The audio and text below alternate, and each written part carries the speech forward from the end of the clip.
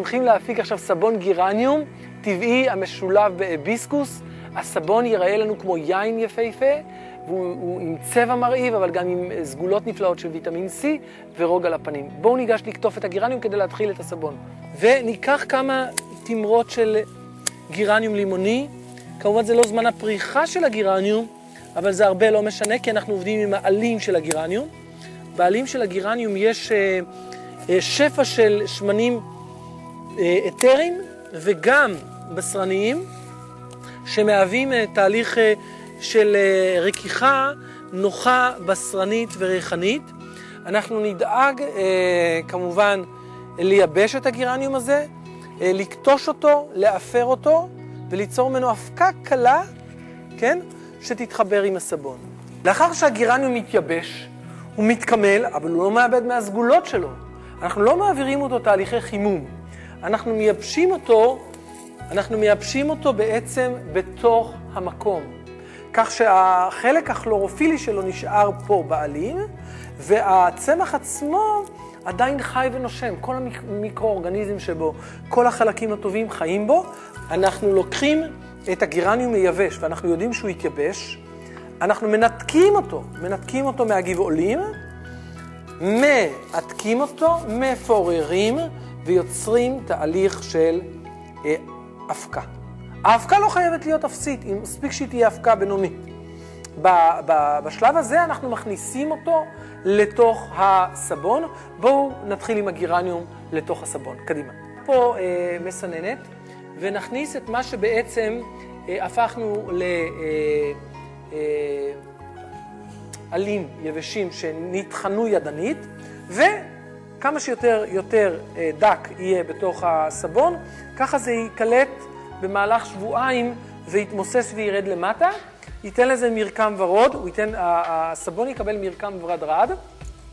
הארומה היא תהיה הארומה של הצמח.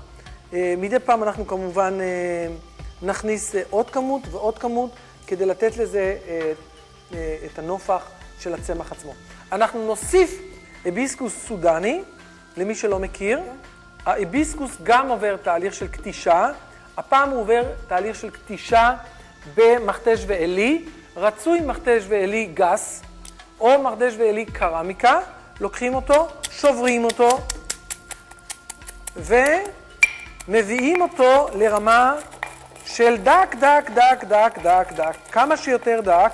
יש פה המון ויטמין C, וכל שלב כזה צריך לעבור רכיכה וכניסה. להתחיל לערבב. ואני מתחיל להכניס. היחס, אתם זוכרים, 25%. אז אני הבאתי כמות, כי אני יודע שאני הולך לעשות 60 קילו. זה 60 קילו סבון, והבאתי 2 קילו. זה הדרך, בלי לפחד, לעבוד. יהיה לנו תוך 10 דקות הסבון הכי יפה שיש עלי אדמות. הבסיס של הסבון הזה הוא בסיס טבעי ביותר, על בסיס גליצרין צמחי. אין פה SLS, יש פה אלמנטים של קוקוס ודקל שמקנים פה תהליך ההקצפה. הם חומרים אומנם תעשייתיים, החומר גלם.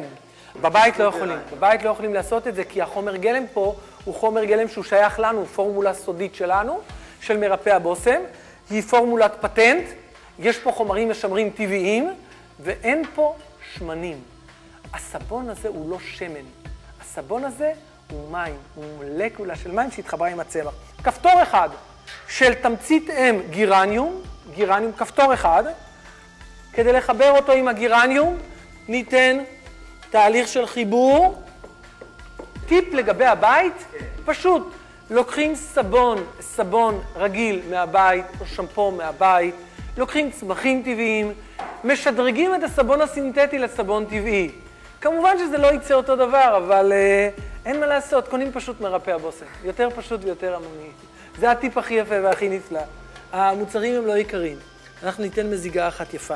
רגע, נראה קודם כל שזה יוצא, נכוון. כן, יש פה ממש עבודה כמו של יין.